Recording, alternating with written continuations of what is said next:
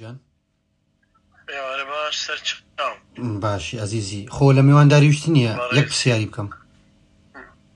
فەرموو بەڕاستی زۆر بەداخەوەم حەزم دەکرێت دەربچی بەڵام داخی گرانم جەنابەت دەرنەچووی هەموو خەڵکی کوردستان بەڕاست ئەمن ئیسماعیل سیانم چالاکوان لە لەندەن سەرچاوم کاک ئیسماعیل ناوەڵڵا زۆر ئاساییە و ئێمە من ڕوونکردنەوەشمدا ینی جارێ هەر کاندید بوونمان بۆ خۆی سابقەیەکی سیاسیە لە مۆنتقەکەیە و نەک لە کوردستان تەنها لە ئاستی عێراقیشە سابقەیەکی سیاسیە و متمانەیەکی گەورەیە و جەنابەت کاندیدی جەنابی سەرۆک بووی؟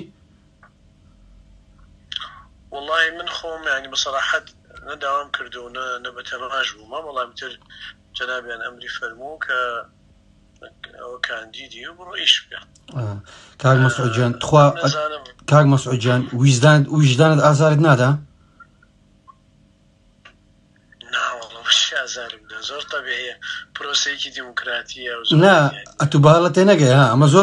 زۆرمان پێ خۆشە کە جەنابەت دەرنەچووی ئەتوو خەڵکانێک خەڵکی ڕەشوڕوت قوڕ بەسەر ناو گۆڕان دەنجی دات و ئەدوو چوو من پاری پارتی لە بە هەندێک درم وجدانت ئازارت نادا؟